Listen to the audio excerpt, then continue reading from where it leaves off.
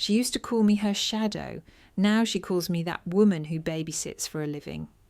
But when a national security alert interrupted her wedding day and my face flashed across every TV screen in the room, suddenly I wasn't just an afterthought anymore. I was the one who saved her. You want to know what it feels like to be forgotten by your own blood, and then be the one who steps in when they need saving. This story isn't about revenge, it's about rediscovery of truth, identity, and the power of doing the right thing, even for the ones who never saw you. My name is Margaret Clark, though most people who knew me well called me Maggie, if they remembered me at all. At 42, I had lived a life that rarely made headlines. I had spent 12 years in the army, specialised in tactical evacuations, and later transitioned into emergency preparedness consulting for federal buildings, museums, and large institutions. Quiet, calculated, and calm under pressure. That was me. No flashy titles. No desk in a corner office, just years of being the last person to leave when danger approached. And yet in my family's eyes, none of that ever really counted. I found the envelope on a rainy Thursday. Thick cream cardstock, gold embossed lettering, and a faint floral scent that felt expensive. You are cordially invited to the wedding of Julia Clark and Nathaniel Hayes.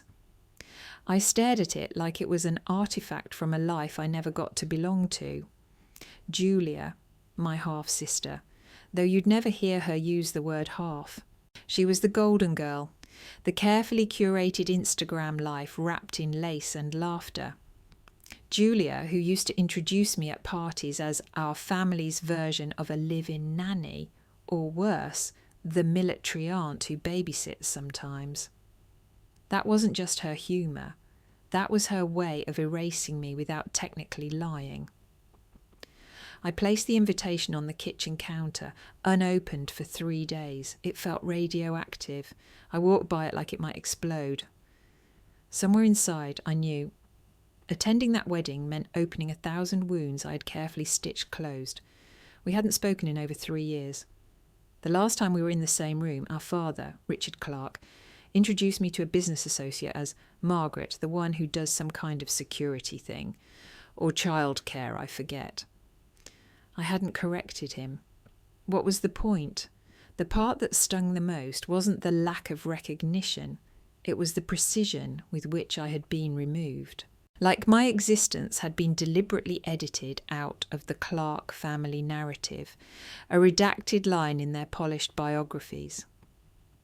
No one ever asked me about my deployments in Sudan or the school evacuation in Chicago I'd orchestrated that saved 400 students during a bomb threat. That wasn't glamorous enough for dinner talk at the country club. The invitation sat on my counter, taunting me. I picked it up, read every word, noted the venue, the Bellevue Estate in Carmel by the Sea, a 5-star resort with sweeping ocean views, crystal chandeliers, and enough space to make sure I was seated far, far from the bridal party. Part of me wanted to rip it in half. Another part, the quieter, wounded part, wanted to go. Not for them, not even for closure, but for me. To see what it felt like to walk into that world again, to stand in the same room with people who had erased me and to not disappear. Still, I hesitated. What if it went exactly as expected? What if I was again the outsider looking in, smiling politely while being introduced as someone who used to be in the military, as if that were a temporary illness I'd recovered from? I called Alicia, my best friend since basic training, and read the invitation aloud. She let out a low whistle. Julia's getting married, huh? Are they giving out awards for fake smiles and daddy's money? I don't know if I can stomach it, I admitted. You don't need to, she said. But if you go, don't do it for them. Go as you. Go as the woman who saved more lives than anyone in that ballroom could imagine. I let her words sit. Not for them. For me. That might be enough. I wasn't always this composed. Growing up, I learned to mask emotions before I even learned to name them. Julia, younger by 7 years, was the type of child who cried at scraped knees and got carried to the doctor. I was the one told to brush it off and be strong, because that's what big girls do. When Julia failed a test, she was stressed. When I brought home straight A's, it was expected. Her missteps were forgivable. Mine were invisible. Our father, Richard, adored her. Not just as a daughter, but as a reflection of himself. Julia was polished, presentable, photogenic, the Clark brand in miniature. I was none of those things. I was awkward, quiet, intense. I asked too many questions. I challenged things he said. By 12, I had stopped trying to impress him. By 16, I stopped expecting anything from him at all.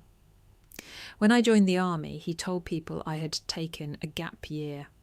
When I returned with a Bronze Star and 3 commendations, he said, "That's nice.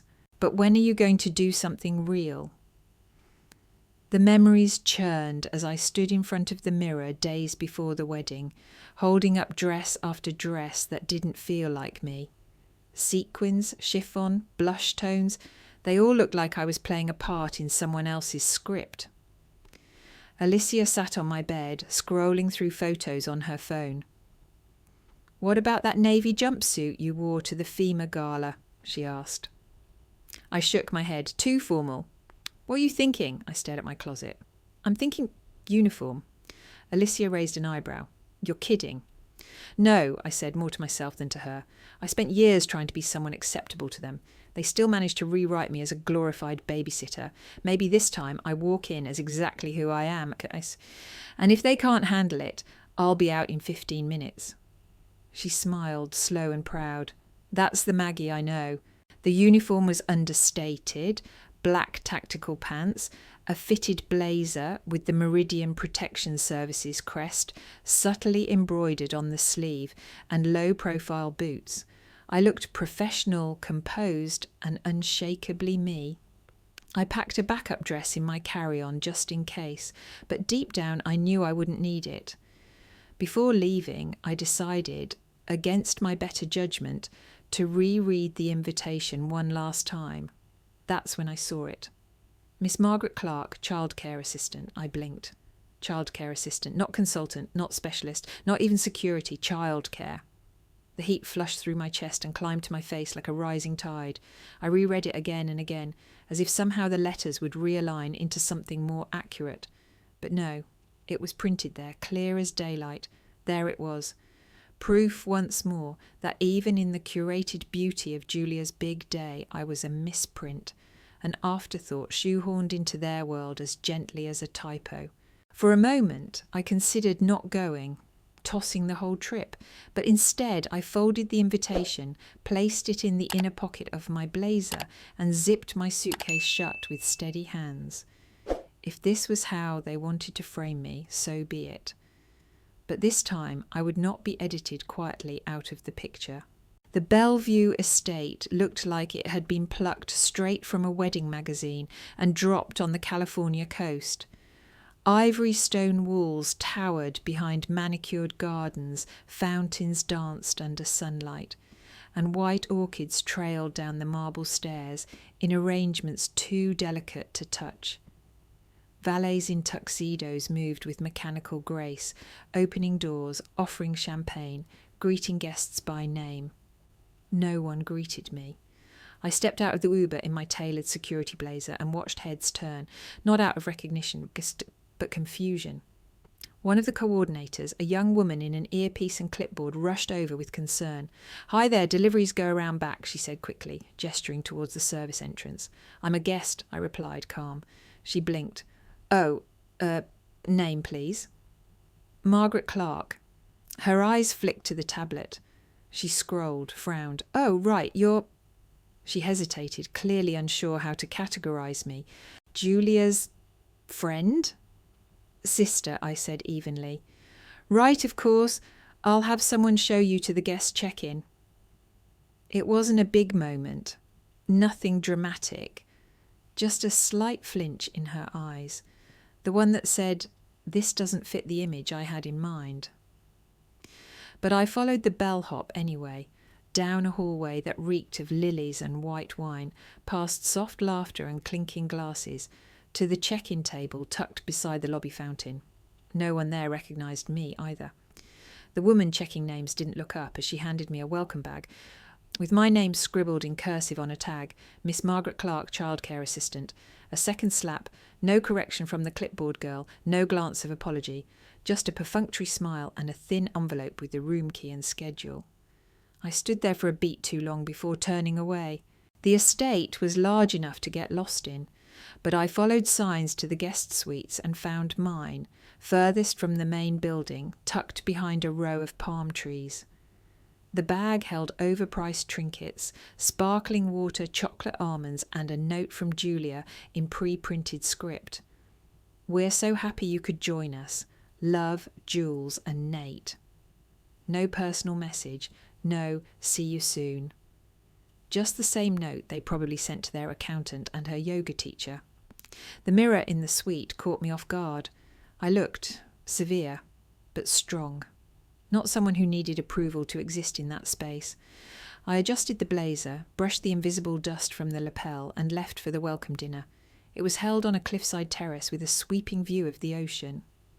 Tables dressed in white linen shimmered under string lights, and jazz music floated on the salty air.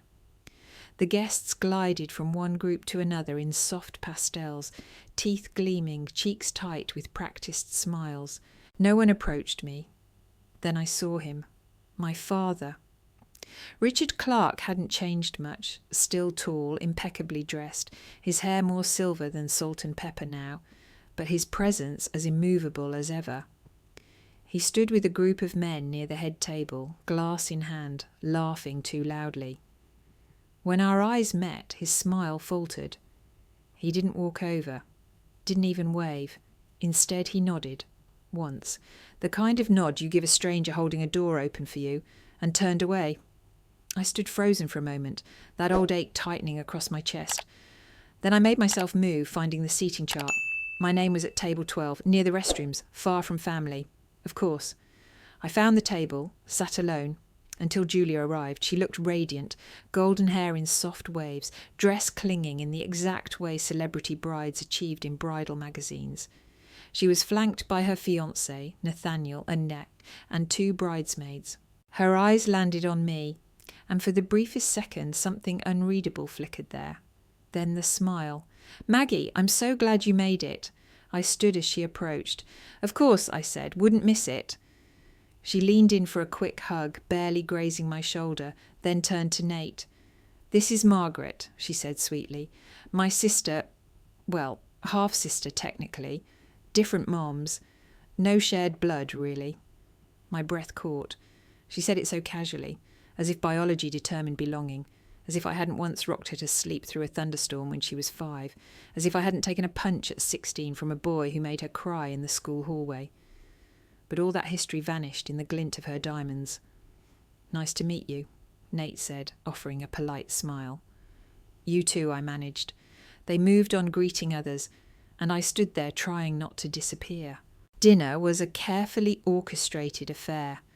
Guests were ushered towards their assigned tables by attendants who smiled a little too brightly, offering compliments like appetizers. The best tables, closer to the head table, with the best ocean view, were occupied by what Julia considered her inner circle. CEOs, influencers, old money family friends. The further back the table, the more disposable you were. I was at the end of that line, squeezed between the restrooms and the kitchen entrance, where the smell of garlic and bleach alternated depending on the breeze. Table 12. My name card sat beside 2 empty chairs, neither of which would ever be filled. Even the floral centrepiece was wilted, like the flowers knew their place in the hierarchy. I made peace with it. This wasn't about ego. I told myself that at least 10 times. Then Julia approached again. She walked towards me like she was preparing for a photo op, phone in hand, followed by 2 of her bridesmaids. They all looked stunning, coordinated in pale gold. Their laughter reached me before they did. "Well, well, if it isn't G.I. Barbie," Julia said with a sharp grin. "Or is it Army Barbie now? I can't keep track." Her bridesmaids giggled. I stood, keeping my face unreadable. Nice to see you too. She looked me up and down. The blazer is a choice, Maggie. But hey, it's your style. Always did love a bit of drama. It's a uniform, I said quietly. I'm working after this weekend. Had to pack light. Julia rolled her eyes. Right, because saving the world can't wait. Anyway, try not to intimidate the guests with all that tactical energy. People are here to relax, not rehearse an evacuation drill. The sting hit deeper than I expected. But I stayed silent. Arguing with her would only feed the narrative she loved. That I was too serious, too intense, too much. She flounced away with her entourage, laughter echoing behind her. I sat down slowly, fingers clenched in my lap, trying to regulate my breathing. That familiar weight settled over me, the sense of being the family's punchline. No matter what I did, no matter what I became, I would always be Maggie the misfit, the one who didn't belong. I glanced towards the exit. 15 minutes. That was the deal I made with myself. If it got too painful, I could leave. I had no obligation to stay and be publicly humiliated. I pushed my chair back and started to rise when I saw her. An older woman near the buffet table was wobbling slightly, one hand bracing the edge of the tablecloth. Her eyes were unfocused. No one around her noticed. They were too busy sipping wine, snapping selfies, or dissecting the shrimp cocktail. Then she collapsed. No dramatic gasp, no scream. Just a slow, silent fall. Her knees buckled and she slid sideways, hitting the floor with a soft thud. I was already moving. I reached her side in seconds, dropping to my knees. Her face was pale, lips tinged blue. I checked her pulse, faint but present. Shallow breathing, possible cardiac episode. I eased her onto her side, propping her head up with my blazer, and loosened the buttons on her collar. "Mum, can you hear me?" I asked gently. "Squeeze my hand if you can." Nothing. "Someone call for medical," I shouted. But no one moved. Guests stared from their seats, drinks half raised, phones hovered. No one stepped forward. Finally, a waiter rushed off to find help. I stayed with her, talking calmly, keeping her conscious. After what felt like an eternity, a staff medic arrived and took over. I gave a quick summary of her symptoms and what I'd done. The medic nodded, thanked me, and began tending to her. And just like that, I faded back into the crowd. No applause, no recognition. Not even a thank you from the woman's companion. I stood, brushed off my knees, and returned to my lonely little table by the bathroom. The guests were already back to sipping wine, as if nothing had happened. The evening carried on with mechanical cheer. A string quartet played something classical that no one really listened to. Waiters glided between tables with trays of hors d'oeuvres, their movements so rehearsed they might as well have been part of the decor.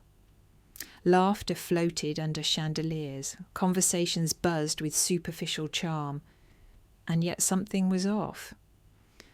I noticed him near the bar first. A server, tall, wiry, with sleeves slightly too long, and a name tag that read Derek. He wasn't mingling like the others. Instead, his eyes scanned the room in a wide, deliberate arc, not admiring, not observing, calculating. At first, I chalked it up to habit. I was trained to see threats where others saw distractions. But the unease tightened when I spotted a second man, shorter, stockier, pretending to adjust wine glasses at the dessert table. His movements were sloppy. He handled the stemware like someone unfamiliar with catering work. And more than once I caught his gaze, flicking towards the exits. I let my glass of water sit untouched. There was a rhythm to professional security awareness. The trained eye learns what is normal, and more importantly, what isn't. These two didn't fit the flow. And then I saw the third. By the east entrance, a woman with a catering tray and no tray liner. She looked nervous, her fingers twitching every time someone brushed past her. 3. That was enough to raise a flag. I stood casually and began moving through the crowd with purpose, weaving between guests with the relaxed ease of someone stretching her legs. In reality, I was triangulating positions, noting patterns. My instincts were rarely wrong, and my instincts were now screaming. There was a door marked authorised personnel only near the staff hallway. The kind of door guests weren't supposed to notice. I slipped through when no one was looking. The hallway was cooler, dimmer. The faint hum of refrigeration units mixed with the clatter of distant dish trays. I moved quickly, finding the staff operations centre tucked behind a closed security door. A young man sat behind the desk, barely older than 20, distracted by a video game on his phone. The room had several security monitors, most showing various angles of the event: crowd movements, catering lanes, parking lot feeds. I cleared my throat. He startled. "Ma'am, this is—" "I know, I'm not supposed to be here," I said calmly, flipping open my ID. "Margaret Clark, Meridian Protection Services. I'm not here officially, but we may have a problem." He hesitated, eyeing the ID, uncertain. "I've identified at least 3 individuals in catering uniform who don't match movement protocols. Their gear's wrong, their behaviour's off. Can I see the personnel list?" He still looked unsure, but tapped at his screen. I scanned the roster. Names, photos, shift assignments. 2 minutes later, I confirmed it. 3 of the faces I'd seen weren't listed. And then I found the 4th, by the south patio, working the bar. An unfamiliar man, unregistered in the system. 4 total. I exhaled slowly. This wasn't just bad training. This was infiltration. "I need to speak to your security supervisor," I said. "He's on rounds. Radio him. Now." The kid hesitated, then picked up his walkie. Static crackled, followed by a deep voice. "Jenkins here. This is Clark. We've got 4 unauthorised individuals in service uniform across the property. I've confirmed they're not on your personnel list. They're coordinating." "Clark," Jenkins echoed. "You're a guest, aren't you?" "Yes, a guest who just spotted a possible breach in your security team. And if I'm right, you've got less than 30 minutes before they act." There was a long pause. Then Jenkins said, "I'll look into it. But stay out of staff areas, Miss Clark. You're not part of this operation." The walkie clicked off. I stared at it for a moment, then turned back to the monitors. Fine. If they didn't want my help, I'd do what I'd always done. Work alone. Back in the privacy of my suite, I pulled out my phone and opened a secure messaging app. If I couldn't rely on the estate's internal security, I needed someone who would take this seriously, someone with credentials, someone who trusted mine. I typed quickly. "Maggie Clark. Need a second opinion. 4 unregistered operatives posing as catering staff. Behaviour pattern suggests coordinated intel gathering. High-end wedding. Bellevue Estate, Carmel. Thoughts?" The reply came almost instantly. "Caleb J, FBI. Damn, that matches a pattern we've been tracking. Mobile robbery units targeting luxury events. Hit a gala in Scottsdale last month. Nobody caught?" Maggie Clark. "Armed. Caleb J. Possibly. Last crew used mild disruption. Lights flickered, sound cut, then sweep. Took $1.4 million in jewellery." Maggie Clark. "Same MO here. I'll prep for containment." I stared at the message. This wasn't just a bad vibe anymore. It was real. I grabbed my go bag from the closet, habit from deployments, and unzipped it on the bed. Inside, small earpiece, portable flashlight, pressure bandage kit, tactical pen, and a backup ID card. Nothing illegal, nothing flashy. Just the tools of someone who refused to be helpless. Next, I pulled out a legal pad and began sketching the layout of the estate from memory. Exits, bottlenecks, high-value areas. The jewellery display case was positioned near the central atrium for a post-ceremony blessing. Vulnerable. The east entrance had no visible cameras. Weak. The staff hallway intersected the power supply. Possible access point. Then came the mental checklist. Secure elderly and children first. Monitor lighting shifts. Identify point of entry. Create a visual marker for other guests. Distraction if needed. Disable service elevator if suspects attempt exit through kitchen. It was muscle memory now. Decades of training collapsing into a plan stitched together with instinct and cold logic. But then something caught my eye. As I went to toss the welcome packet into the trash, the insurance document slipped out. A printed copy of the wedding policy included for guests just in case. I skimmed it without interest. until a line near the bottom made me pause. Insured value of event, $3.2 million. Coverage includes all gifts, jewellery, vendor assets, and force majeure, including theft, disruption, or cancellation. That by itself wasn't suspicious, but the next clause raised every internal alarm. Coverage applies fully, even in the event of non-violent theft or staged disruption if unpreventable. What kind of policy covers staged disruption? I flipped over the back page. The policy had been modified 2 weeks ago, approved and signed by Julia's fiancé, Nathaniel Hayes. A strange cold spread through my chest. Why would a finance-savvy groom adjust a high-end wedding policy just days before the ceremony? Unless he knew something would go wrong. Unless he planned for it. I opened my browser and searched the policy number through my private intelligence database. It was a platform my consulting firm used to track corporate insurance fraud. Within 30 seconds, a ping. Nathaniel Hayes had connections to a recently dissolved company specialising in event protection. A shell firm with no physical office, no employees on record, and 3 unresolved insurance claims tied to luxury event losses. My stomach twisted. Was this whole thing orchestrated? Had Julia and Nate hired these imposters themselves? Was this a con masked as a wedding? The idea felt too wild, too outrageous, but also perfectly logical for people who lived their lives through appearances and leverage. I stared at the wedding schedule, then at my drawn-out map. I didn't know whether the threat came from outside or inside, but either way something was coming, and I'd be ready. The ceremony unfolded like a dream curated for social media. Guests filed into the flower-drenched garden under a golden sky, their designer shoes tapping softly against the white stone path. Strings swelled as Julia emerged, breathtaking in a gown that shimmered like moonlight.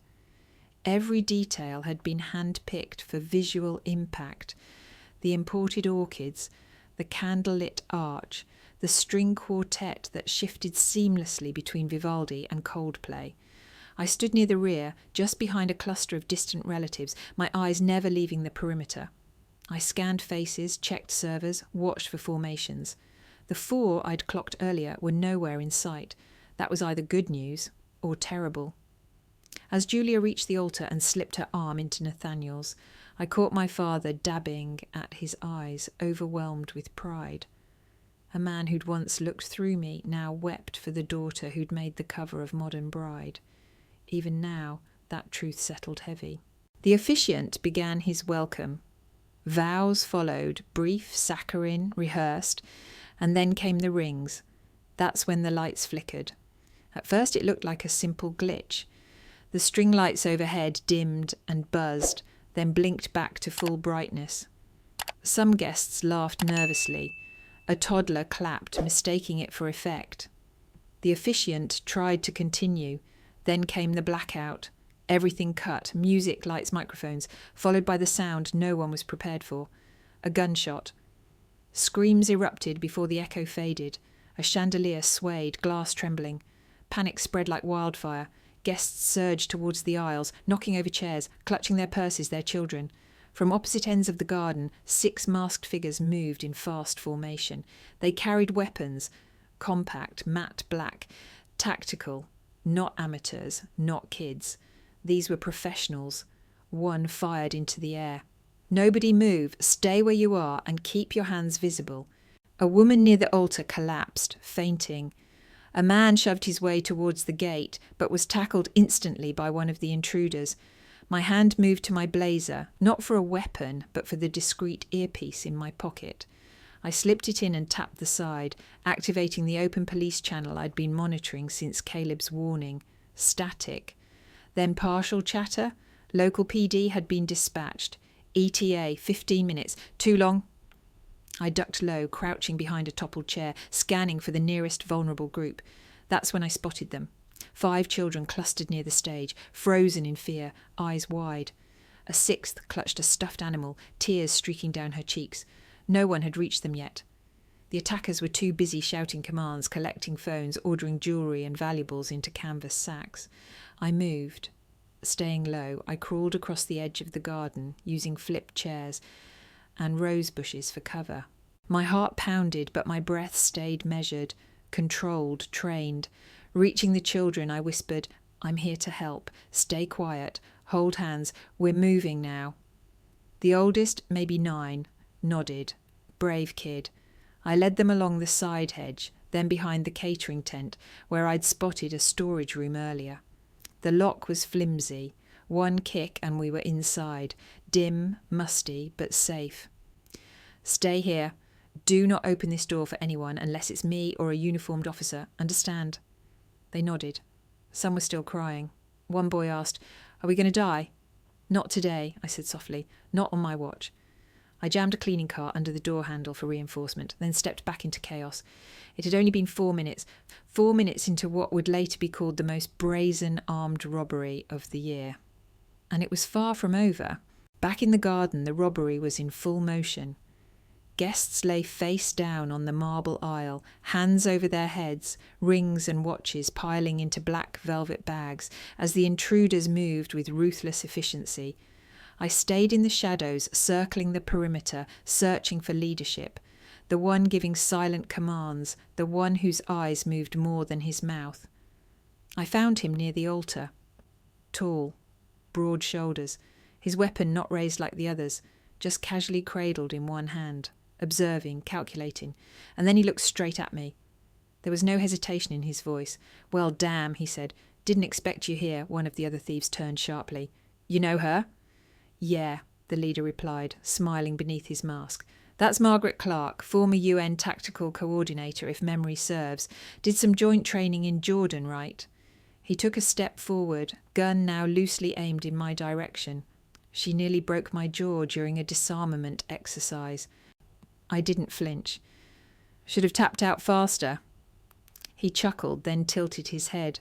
"Why are you here, Clark? Don't tell me you're a guest. In that blazer." "I'm family," I said. "Technically." He whistled low. "Figures. You always had a knack for landing in chaos." Then, as if it had been part of the plan all along, he reached into the bridal party, yanked Julia to her feet, and pressed the barrel of his gun to her ribs. She screamed, a full-throated, shattering scream that cut through the din like a siren. "Let's make this simple," he said. "I walk out of here with what we came for, and Princess here stays alive. You get in my way, and she doesn't." My stomach clenched, not because of fear, but because of the look on Julia's face. Pure terror, and something else, recognition. "Don't hurt her," she cried. "Please, she's my sister." A beat of silence passed, and in that moment I saw it. The crowd, the dozens of guests lying still, trembling, froze, then stirred. Heads turned, whispers began. "Sister? I thought she was a nanny. Wait, she's family?" The narrative cracked. Years of being dismissed, rebranded, erased, undone in a single word, blurted out through fear. I locked eyes with Julia. She knew what she'd said, and there was no taking it back. The leader raised his voice. Interesting turn of events. He pulled Julia closer, gun firm against her side. "You going to play hero again, Clark?" I stepped forward slowly. "You don't want to do this. Let her go and I'll walk with you. No resistance." He grinned. "You'd trade yourself for her?" "She's not trained. I am." "Exactly," he said. "You're more dangerous, less predictable. She's a bride, not a threat. But me?" I raised my hand slightly. "You already know what I'm capable of." He hesitated, and in that hesitation I moved, just 2 steps, enough to get between him and the guests, enough to put myself in his line of fire. "You shoot her," I said. "You lose leverage. You shoot me. You still might not make it out of here." A standoff. And then he pulled the trigger. The shot cracked through the air. Pain exploded across my left side. I went down hard, gasping as my shoulder lit up with fire. But I saw what I needed to see. Julia, shoved to the ground but untouched, scrambling away. And security finally moving. From the edges, 2 plainclothes officers revealed themselves, weapons drawn. Others surged forward. The attackers shouted, one tried to run, another aimed wildly. But the guests didn't scatter, they watched, because in that moment I was no longer invisible. They say chaos only lasts a moment, but its echo lingers.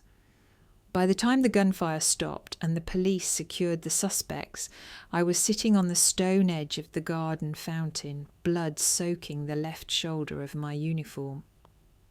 Paramedics worked quickly, applying pressure, their voices calm but urgent. Julia sat several feet away, pale and shaking, wrapped in someone's tuxedo jacket. She didn't look at me. I didn't expect her to. The rest of the guests stood in scattered clusters, dazed and breathless, buzzing with the shared adrenaline of trauma. Phones were out, cameras rolling, whispered conversations turning into replays, and replays into narratives. That's when I heard it. "Oh my God, that's her. She tackled the guy with a gun.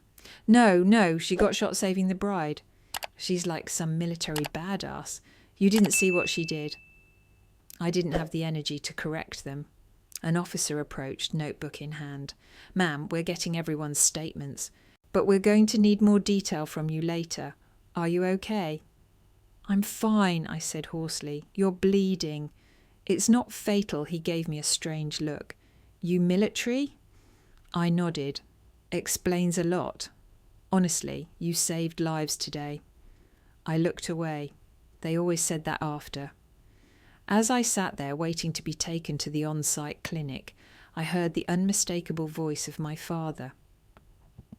"And of course I wasn't surprised," he said, standing in front of a small group of local news reporters. Cameras pointed at him like sunflowers. "Maggie's always had a sense of duty. That's who she is.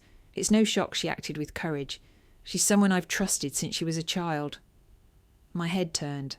He wore that same tight smile he always did when trying to sell something. His hand gestures precise, his tone warm but performative. The media ate it up. A father praising his heroic daughter in the aftermath of a terrifying attack, and it was good television. Only, it was a lie. He hadn't trusted me. He hadn't even respected me. And now, as the cameras rolled, he was rewriting our history in real time, erasing years of dismissal, replacing them with fictitious pride. I wanted to stand up, walk into frame and say, "Ask him what he called me at dinner last year. Ask him how many times he's told people I babysit for a living." But I didn't. I let him speak. Because this wasn't about him. Not anymore. Half an hour later, I sat in a quiet room in the resort's clinic while a medic stitched the wound, a clean through and through in the shoulder muscle. It hurt like hell, but it could have been worse, much worse. As she worked, my phone buzzed again and again. Dozens of missed calls, texts, mentions. The video was already online. I opened one at random. A shaky, vertical phone recording that had already been viewed over 200,000 times. It showed me stepping between Julia and the masked man, raising my hands, then diving to shield her just before the shot rang out. The caption read, "She's a hero. Unknown guardian saves bride during armed wedding attack." Below, hundreds of comments poured in. "Who is she?" "Protect her at all costs." "That woman is more than a guest. She's a damn legend." I dropped the phone onto my lap, numb. I hadn't done it to be seen. I hadn't acted for fame or family or redemption. I did it because someone needed to, because I was trained to, because I couldn't not. The world, however, had already decided to rewrite me, just like my father had, but this time in my favour. The invisible woman had a name now, Margaret Clark, the unknown guardian. I slipped away before the cameras could find me. Back in my hotel suite, I sat on the edge of the bed in my blood-stained blazer, the sterile scent of antiseptic clinging to my skin. The room was quiet. Too quiet. No orchestra, no applause, no whispers. Just me and the hum of the mini-fridge. I hadn't turned on the TV. I didn't need to. I already knew what they were saying. They were calling me a hero, a guardian, a warrior. All the things I had spent years being, just never loudly enough for anyone to care until now. I stripped off the uniform piece by piece, folding it carefully like I'd done 1,000 times before. It didn't feel like victory. It felt like exposure. The knock at the door came 20 minutes later. I opened it to find 2 officers in plain clothes and a familiar badge, Detective Ruiz, the lead on-scene investigator I'd briefly spoken with after the shooting. The man beside her looked federal. "Miss Clark," Ruiz said. "Sorry to intrude. May we come in?" I stepped aside without a word. They entered, exchanging glances, before Ruiz spoke again. "We wanted to update you. The 6 suspects are in custody. But there's an additional development." She handed me a photo, printed from surveillance footage. Grainy, but clear enough. The man on the right holding a weapon and standing near the altar. "That's the one who recognised you," she said. "The leader, name's Connor Vance, former private contractor, dishonourably discharged. We've been tracking him." I nodded, jaw tight. "He knew my credentials, said we trained together in Jordan." "Right, but it's not just him," Ruiz said carefully. She slid another photo across the table. This one made my breath hitch. "You recognise him?" she asked. I did. His name was Tyler Mason, neatly trimmed beard, athletic build. Usually wore a leather jacket and a smug grin. Julia had dated him 6 years ago, intensely, secretly, and chaotically. The kind of relationship that burned fast and left scars. "He's one of the suspects," the federal agent said.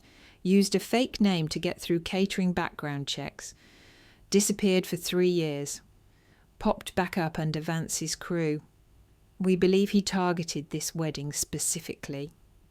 "Because of Julia," I said slowly. "Most likely." "He always said she broke him," I muttered. "That she used him for rebellion and dropped him when Dad found out." Ruiz nodded grimly. "He planned this as payback. The whole thing. He wanted it to unravel on her big day. Your presence just complicated it. Not that we're complaining." They exchanged another look. "That brings us to the real reason we're here," said the agent. "We'd like to ask for your assistance. Off the record, of course. We're building a case against the entire crew. Your insights, your familiarity with the layout, your, let's say, personal access to the family, it's valuable." I froze. There it was again. That word, Nate. Access, not identity, not belonging.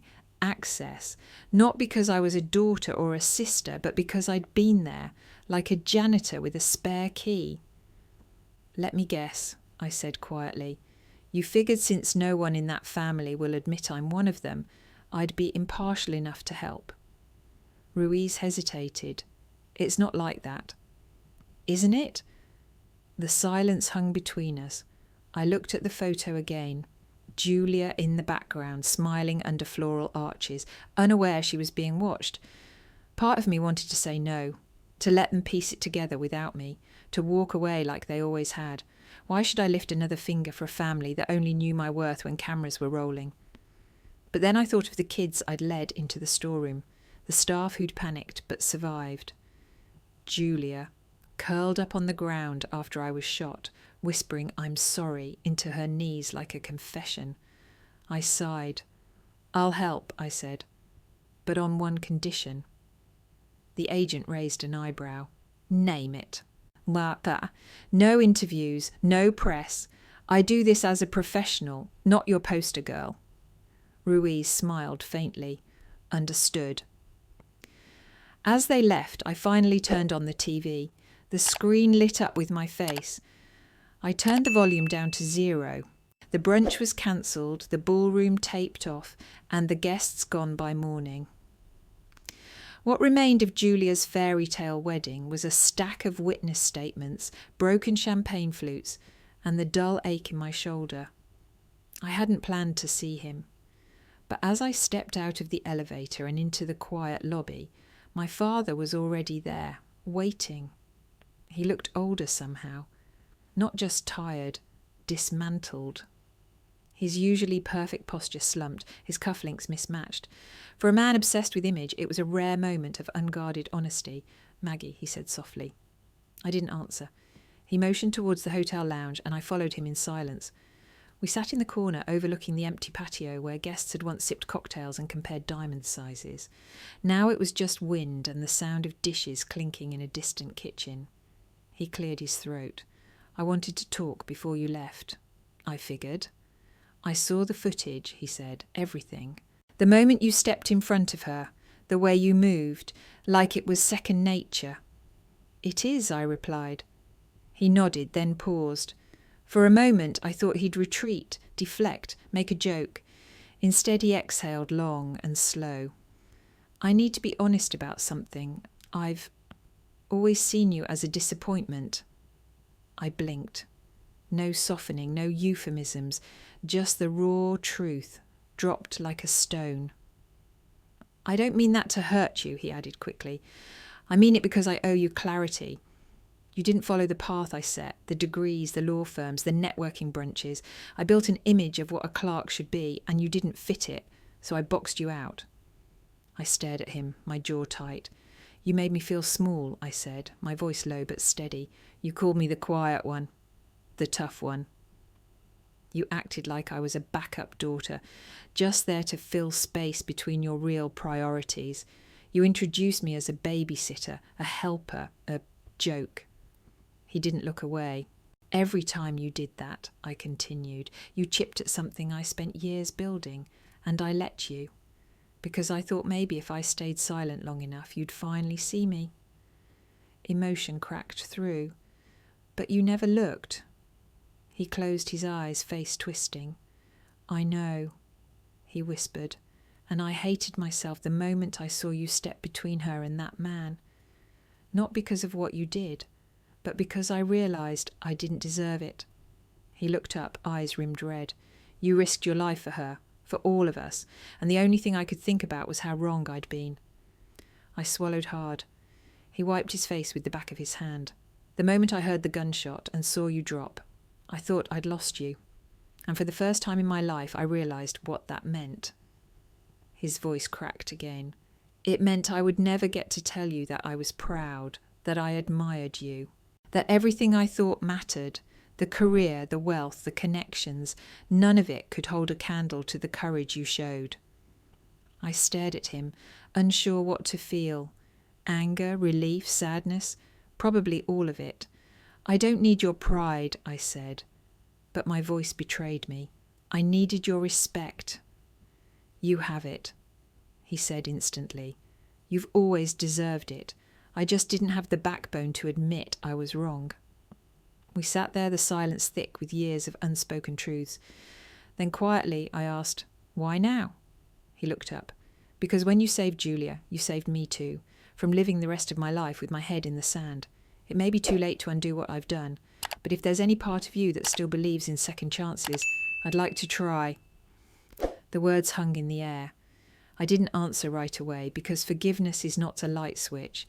But maybe, just maybe, it could start with being heard. It was well past midnight when the second knock came. I sat in the hotel armchair, nursing a mug of cooling chamomile and watching the flickering city lights beyond the balcony. My shoulder throbbed with each breath, the tight bandage a reminder that even survival came with a cost. I wasn't expecting anyone. Most of the guests had cleared out hours ago. The only people still in the building were police, staff, and, I supposed, whoever was left trying to salvage what was left of Julia's dream wedding. I opened the door. She stood there in sweats and no makeup, her hair tied back, eyes rimmed in pink. She looked human. Not airbrushed, not curated, just Julia. She held something in her hand. Can I come in? She asked softly. I stepped aside. She moved slowly, her eyes scanning the room like she was looking for something familiar in a foreign land. Finally, she sat at the edge of the bed and looked at me. Really looked. For the first time in years. I should have said it earlier, she whispered. Thank you for saving my life. I nodded once. You're welcome. I also... She paused and her fingers curled tighter around the object in her hand. I need to give you something. She held out a small velvet box. I didn't take it right away. She pushed it closer. It's yours. It always was. I opened it slowly. Inside sat a delicate gold ring, a vintage design, worn but intact, with a single opal stone set in the middle. My mother's ring. My breath caught. I thought this was lost, I murmured. It wasn't, Julia said. Dad took it after she passed. He kept it in his drawer for years, said it didn't fit your lifestyle, that you wouldn't want it. I closed my eyes. That sounded like him. He gave it to me when I turned 21.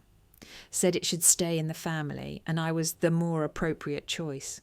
Of course he did, Julia's voice cracked. I wore it once, couldn't bear to again. It never felt like mine. It felt like a theft. But I didn't have the guts to return it.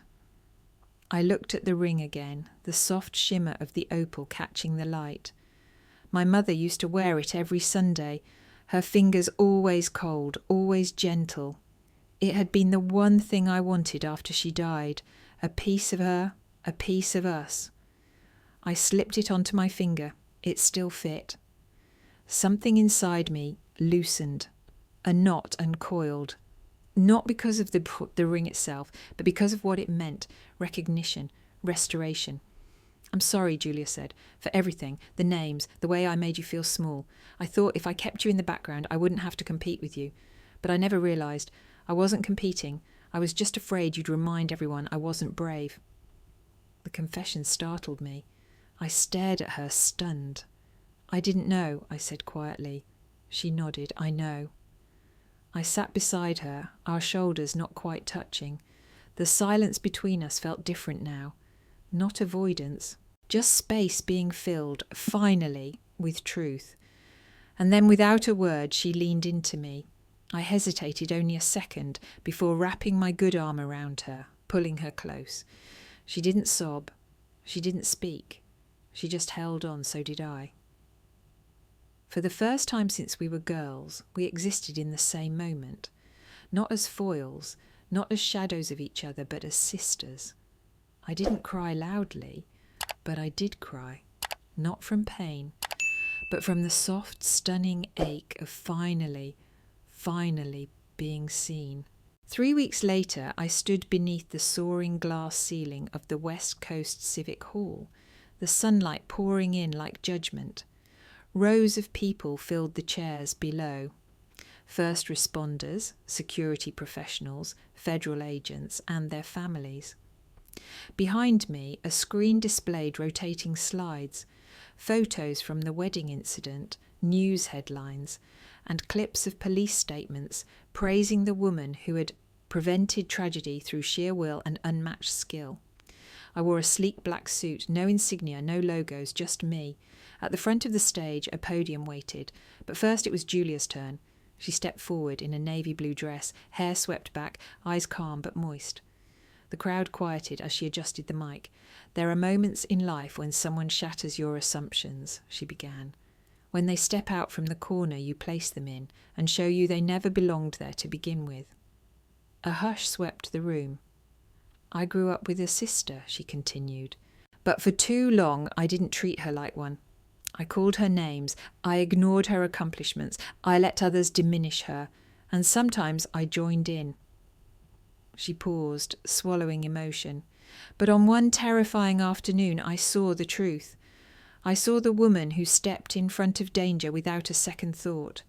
The woman who shielded strangers, who bled quietly while others panicked loudly. The woman who, despite everything, still chose to save me. Julia turned to glance at me, voice trembling now. She's not just a soldier, not just a protector. She is my sister, the one I forgot to see, the one I now honour with every breath of gratitude I have. Applause surged, not polite, not obligatory, but heartfelt. And then it was my turn. I stepped forward. My legs felt steady. My heart did not. The mic stood still under my hand as I scanned the crowd. Some faces were familiar. My father, seated in the front row beside Julia. Alicia, nodding from across the aisle. And dozens of others who had only heard the story but came to witness the woman behind it. I took a breath. I wasn't always visible, I began. Silence. For most of my life I existed in the margins, not because I lacked talent or training or value, but because I didn't fit the script my family had written. I didn't wear pearls. I didn't marry well. I didn't follow the prescribed path of perfection. A ripple of recognition stirred in the crowd. I was labelled distant, difficult, even disappointing. I glanced at my father, his gaze unwavering, his face unreadable. And I believed it, I said. For a long time I believed their silence meant I was less, that no applause meant no worth, so I poured myself into purpose, quietly, privately, hoping someone, somewhere might notice. A pause. Turns out sometimes the moment you're finally seen is the moment you forget to care whether they ever looked at all. Laughter. Soft. Relieved. I didn't act that day to prove anything. I acted because lives were at stake. Because service isn't about being watched. It's about showing up again and again, even when no one claps. The emotion rose before I could stop it. There's a particular kind of loneliness in being erased by your own family, but there's also a particular strength in surviving it and standing tall anyway. I looked towards Julia, and there's grace too in being met halfway in healing. I finished simply. I'm no hero, I'm just someone who refused to disappear. The room erupted, not for drama, but because truth finally spoken always sounds loudest. Backstage was quieter than I expected. After the applause faded and the lights dimmed, I walked slowly down the side hall, the adrenaline from speaking already ebbing. My shoulder throbbed beneath the tailored suit, but I welcomed the discomfort, a reminder that I was still here, still real, not just some myth conjured up by viral headlines. I was halfway to the dressing room when I heard his voice. Maggie. I turned. My father stood just beyond the curtain, away from the lights, hands fidgeting with the cuff of his blazer, like he didn't know what to do with them. The expression on his face wasn't one I recognised, not businesslike, not critical, not carefully constructed. It was raw. He took a step forward, and then, before I could speak, he wrapped his arms around me. Not a polite, one-armed squeeze, a full embrace. It startled me more than the gunshot had. His voice was close to my ear. I'm proud of you. I didn't move. He pulled back, hands still on my shoulders, eyes searching mine. I mean it, Margaret. I'm sorry it took so long. I don't expect it to erase anything. I just needed you to hear it. I nodded. I didn't say, I don't need it anymore. I didn't say, your year's too late. I didn't say anything because for once I didn't feel like proving a point. I simply let the moment be what it was, innate, honest, unfiltered, healing, even if imperfect. I'm glad you came, I said finally. I wouldn't have missed it for the world. We stood there in the quiet, and for the first time in our long, complicated story, I felt no resentment between us, just a father and a daughter meeting each other on level ground. Later that night, after the event, after the handshakes and the photos and the flashbulbs, I sat at my desk in my apartment with a mug of tea and a blank document open on my laptop. The cursor blinked. The world still knew me as the woman from the wedding, but I had lived 4 decades before that day, and I had no intention of letting the media tell my story for me. I typed the title first, Shadow Turned Shield, then beneath it, a memoir by Margaret Clark. The words came slowly at first, then in waves. I wrote about the smallness of being invisible, about sitting at family dinners and hearing your name only when someone needed a favour, about the sting of being introduced as the one who helps with the kids after leading international evacuation efforts. I wrote about silence, how heavy it feels when it comes from people you love. I wrote about my mother's hands, about Julia's betrayal and redemption, about the ring, the gun, the moment between heartbeats when I stepped in front of her and knew I might not step back. And I wrote about power, not the kind that comes from applause or medals, but the kind that comes from knowing who you are when nobody's watching. I wasn't writing to be seen anymore. I was writing because I had always been here. Somewhere around page 20, I paused and reread a paragraph. It described a childhood memory, me in the schoolyard, standing up to a teacher who had punished a classmate unfairly. My father had scolded me afterward, told me it wasn't my place, but it was. It always had been. That's who I was, a shield. I leaned back in my chair and smiled. No one had handed me a place in the world. I'd built mine.